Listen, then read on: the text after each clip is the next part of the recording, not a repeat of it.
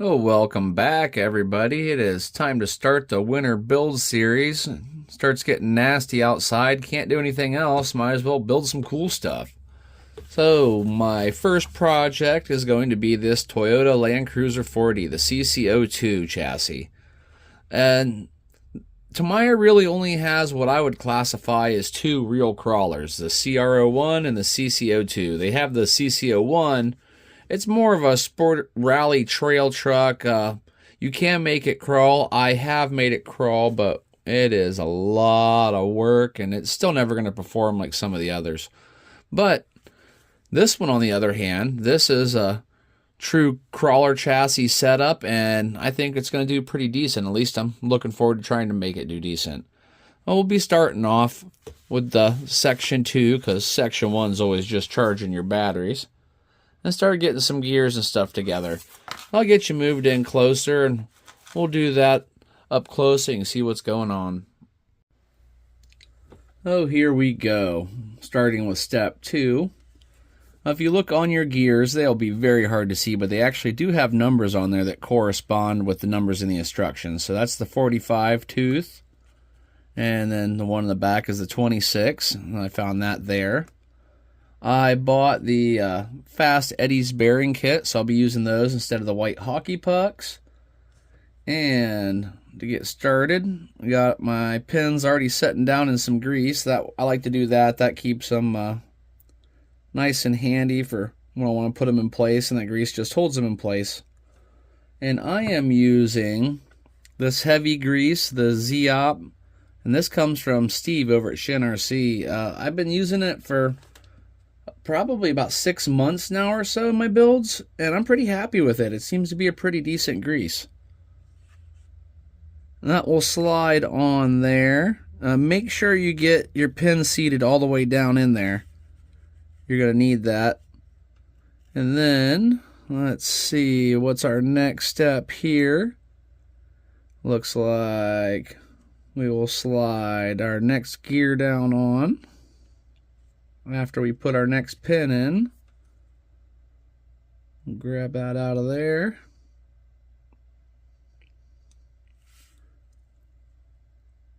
And I'll wait until I have these gears all the way placed in the gearbox before I bother giving them a full greasing.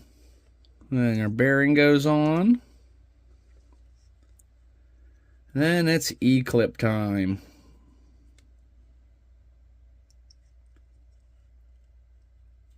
I usually just use one finger to hold them in place, and I'll use my needle nose, my bent needle nose. These always work the best for me. And bearing goes on the other side, and there we go. There's our first step complete.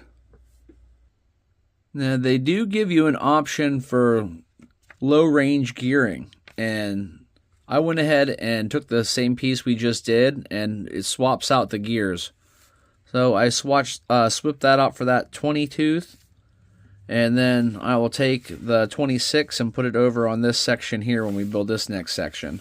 And that'll give us a low range gear. So you'll be able to see how to do both the normal gearing and the low range. So for the next step, take MA20, slide it onto MA15 with the slot facing this direction. Then one of our bearings goes on. We'll flip that around. And we got our pin sitting over in the grease already. Grab one of those and slide that in. Bring this whole contraption up this way till it lines up.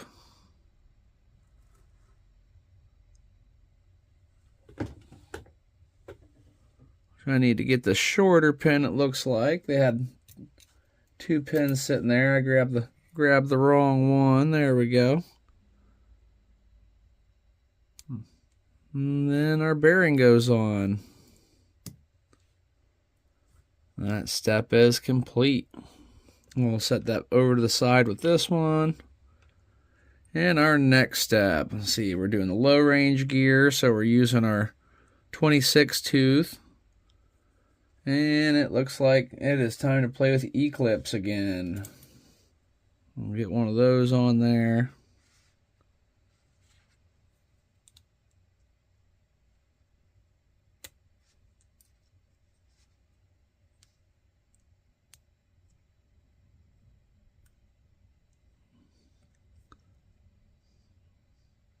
There we go.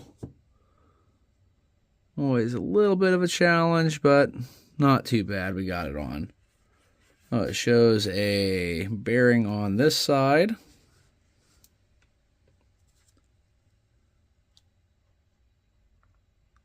My pin out.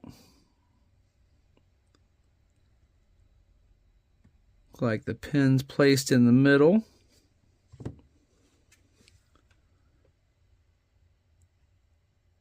And our gear slides on. And it looks like just another bearing. And there we have it. And now it is time to move on to actually getting our gear drivetrain installed into the casing. So we have this piece here, which is the A2. And I'm going to take a little bit of grease on my brush and put it in there. What we need to do is slide a couple of these nuts in here and put a little grease in there, just holds them in place. It actually shows that in the instructions right there. And I found this to be true throughout all the Tamiya builds I've done where I've had to put these pieces in like this. A little bit of grease goes a long way.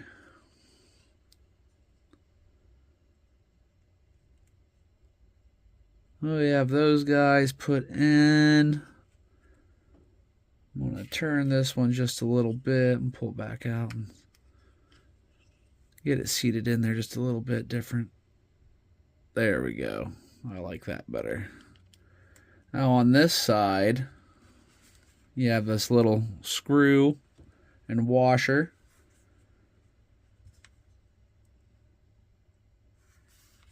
And that will go right here.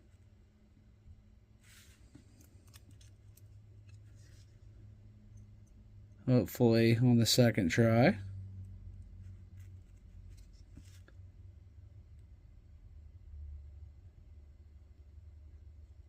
There we go. A little tricky getting it started. That fresh plastic, never having threads in it before.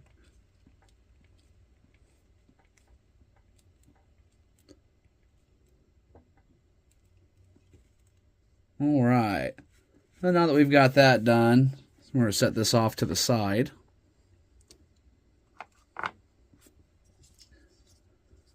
And here we are with the A1, which would be this piece right here. I'm just going to start off by lining the back of this case with grease. This isn't just for lubrication, it's also to help seal water entries. Putting a little extra grease on everything where something penetrates through, and then I'll put a little thin bead around here as well to help seal that up at the end.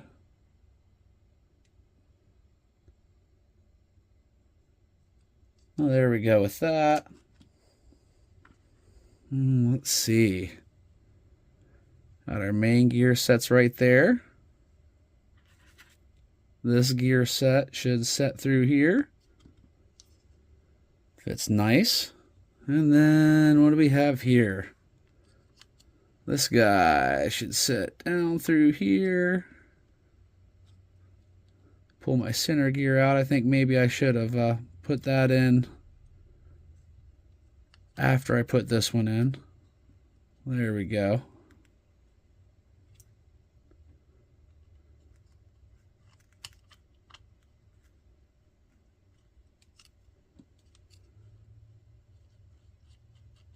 Well, that's how she lines up, huh? Seems like a large gap, but that's how it goes. If we're going to slide our case over, let's just make sure, do a dry fit on this to make sure that is how it's going to fit up.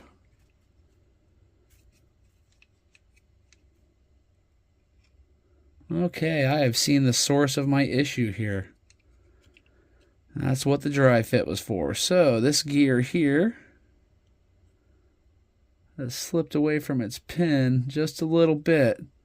You can see where it's gotten off center in there.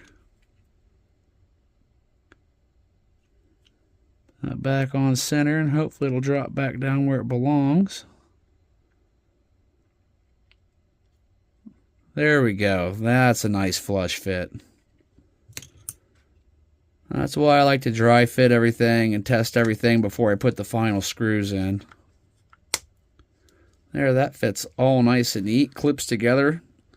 And then you just have to add these 4 screws. So I'm going to go ahead and get this all greased up off camera and put those 4 screws in, and I'll pick you up on step 4.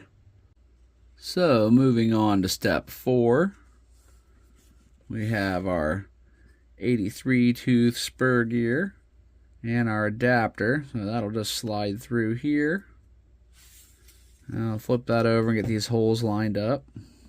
We got clearance for 2 holes to line up there. You want to take your short screws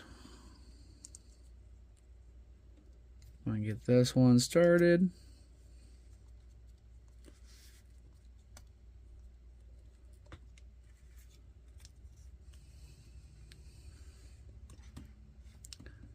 Then we'll get this one started.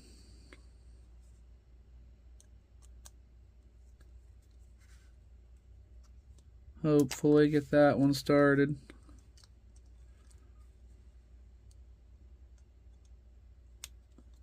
There we go.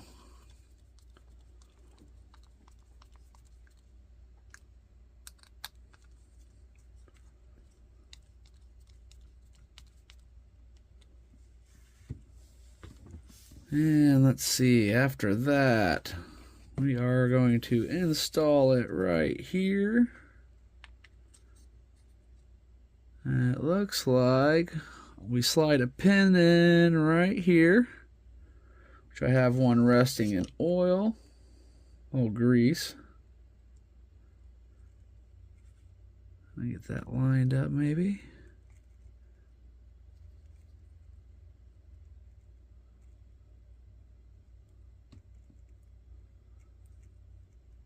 Just off alignment, just the tiniest bit.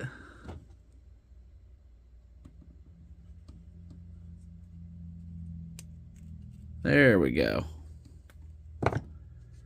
This little screwdriver to make sure it's pushed all the way in place. Okay, put a little grease down in there. And then after that, we take this little baby screw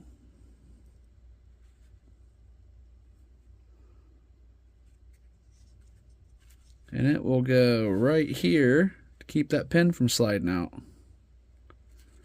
Pretty interesting design. Never had one like that before. I do like the fact that there's no slipper clutch though. That is just one less thing to get in my way while crawling. What? Everything spins. There we go. Feels pretty smooth. Let's see. Our next up, we'll need this piece.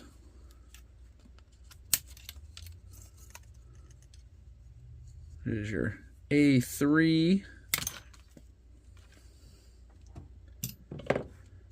And with this piece, we're going to have to put, just like we did on the other gear casing, there's going to be a nut that slides in there and a nut that slides in there. And this is also another one of the ones that will take a screw and a washer right here. So after that is done, you just flip it over and put it in place. However we line up here. Let me see.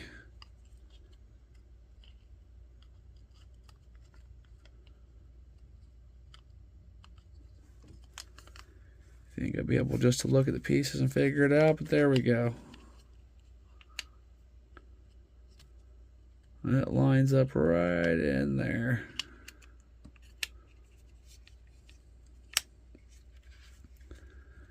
Then you put your 4 screws in, and you have a little cap right here. And this little cap just pops right in there for an inspection. Moving on to the motor installation, I'm not going to be using the silver cam provided in the kit. I'm going to be using this Hobby Wing Quick Run 540 40 turn motor. I have never used one of Hobby Wing's motors before. We'll be using the 1080 ESC on this as well. Let me get this out of the box. A pretty good looking rebuildable motor. So I just bought it in a kit, and it was a 2-pack. So it came with our 1080 G2. And I've got the programming card for that, and this motor. I'll go ahead and leave a link if you guys are interested. I think this is going to be a pretty good setup for it, especially running the low range gears. So, in order to get this bolted up, it's pretty simple. You have your 2 bolts here. Motor comes through. Set your gap, and you're good to go. So I'm going to go ahead and just put those 2 motor bolts in and then get back with you after that. Motor installed, nice and easy. Looks pretty good sitting there. So if you need to do any pinion adjustments, with this notch here, you're able to get into your grub screw. And there's plenty of room for adjustments. Let's go ahead and let me put this through here, and we'll spin a little bit, nice and easy. So that's not all running. I like to check that before I button anything up all the way. And then you got your inspection plate that goes on. And that's just 1 bolt. And once we get that in place, we have completed all the way through step 7. This is where we're going to end up wrapping up our video, because doing a full build, it end up with some pretty long videos. So I'm going to try to keep it broke down into sections. So the next section we'll start off with 8, which we'll start assembling the chassis pan and getting the rails on, then move on to getting the motor installed. I think it's going to be a pretty nice build. Hopefully you enjoyed watching this. Smash that like, smash that subscribe. Stay tuned for part 2, and I hope you have an awesome day.